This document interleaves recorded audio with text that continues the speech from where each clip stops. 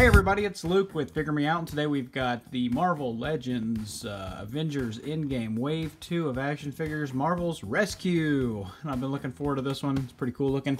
On the side of the box here, we've got a nice art. That would be a really cool one to have too, with the full print of. Same thing on the other side. On the back, we've got a read up. If you want to do that, go ahead and read that now.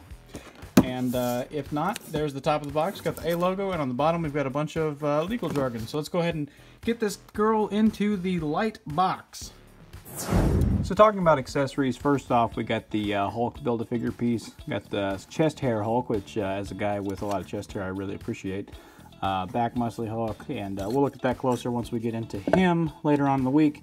As far as the back accessories go, we've got two different backpacks, one with the parts splayed out and one with it not. And the paint on both of these is really good. As you can see, this is the same thing, just open versus closed.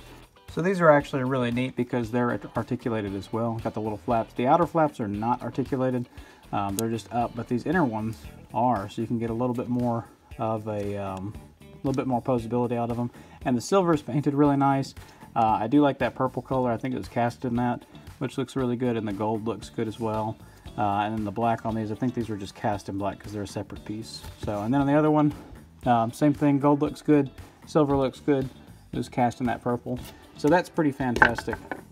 Paint on this wave so far has been really good, in case you couldn't tell by me talking about it. So head sculpt, really, really nice. Paint job on that is pretty clean. Got the nice arc reactor. Got a lot of gold and silver highlights. I don't remember her being this blue. It's kind of like a blue-purple kind of color. I don't remember her being that blue. I thought she was more of a silver in the movies, but thinking about whenever he was just holding that helmet, I guess it was blue. I don't know. I'll have to watch it again, I guess. Oh well. Anyway, so there's the legs. You can see they're painted really well as well. Knees and everything. Feet down there look really good, and there are peg holes at the bottom. So that's cool. And so let's go ahead and we'll take her out of here and we'll start talking articulation. And talking about articulation, obviously with this back piece there isn't any articulation. That's okay though. Looking at this one, we kind of already went over that one. We've got the little flaps there, and they go all the way down and they go up to about there. These outer ones, like I said, they don't move, but that's okay. We love them anyways. Talking about the rest of the figure, looking at the head, it is on a ball peg, and it is very easily removable. The ball peg does go back and forward, so you can get really good down looking. You can get pretty good up looking, which is good because she is a flying character like Iron Man.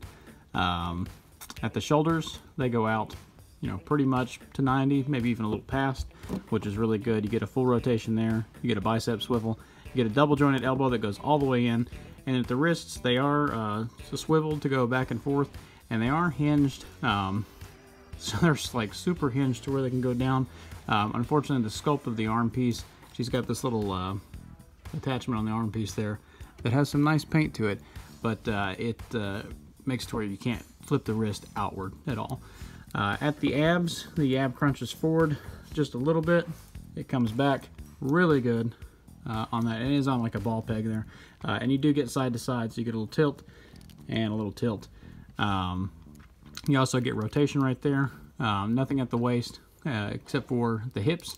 They come out about that far, and that top of the plastic does kind of tuck into the hip joint there, so it gets out of the way. But even with that, you're still looking pretty good on the legs. I mean, she is in a suit of armor, so it is what it is.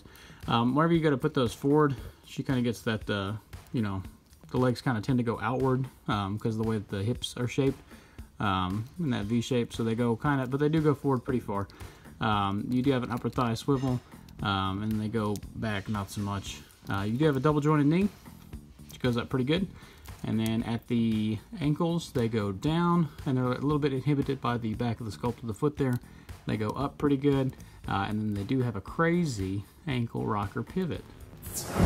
And here is Rescue next to a couple other figures. There's the Iron Man Mark 50 from Endgame and also Infinity War. There's the Tony Stark SH Figure Arts, and then on the far right we've got the Mezco 112th Iron Man Classic Edition. One thing I did want to mention too, on the Rescue's armor there on both of them, it says 0049, so I wonder if this is Mark 49 and that's 50. I'm guessing that's what that means. So that's kind of a cool little touch that I didn't notice in the movie, if that's what that is. So kind of cool there. Finally, here she is next to Iron Man Mark 50 again, and then the War Machine. It's also from this wave, and I think between the three of these, they scale really well. They look like they belong together. It's a big happy Iron family. Have to get a suit for little Morgan, and another one for maybe Iron Lad. You know, he was there at the funeral, right? Anyway, but I think these three do look very, very good together. So that's the Marvel Legends Endgame Rescue, and I really like this figure a lot. You give me an Iron Man any day, I'm going to put it on the shelf. So this thing's going on my coffee table for a bit, but then I'll wind up on the shelf. I do like the accessories. I like the swappable backpacks. That's really cool. One thing that I did want to look at too, or just wanted to note, is that they did an incredible job of making this look feminine, and not just the overall, like the shape, you know, her body, obviously it's a woman's body, but if you look at the head, just the shape of the head, it's more feminine. The lines on the armor are more feminine. The eyes are tilted slightly upward, and the mouth is smaller. Just everything about it looks very, very feminine and very almost kind of pretty looking. So I think that's really neat. And what do you guys think? Have you picked this up yet? If not, I'd highly recommend it. It's pretty good. This whole wave so far has been pretty good, but we're, you know, coming in on the ones where they reuse a little bit. But you know, hit like, hit subscribe. Check me out over on Instagram at Luke_figuremeout at Instagram.com. And if you like, leave a comment, and we'll see you then. In the meantime, happy collecting.